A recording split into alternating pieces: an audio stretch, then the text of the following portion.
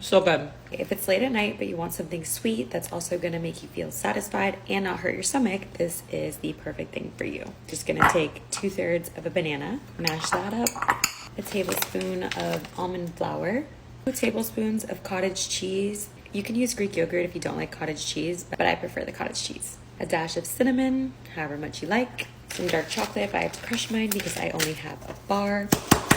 A pinch of salt.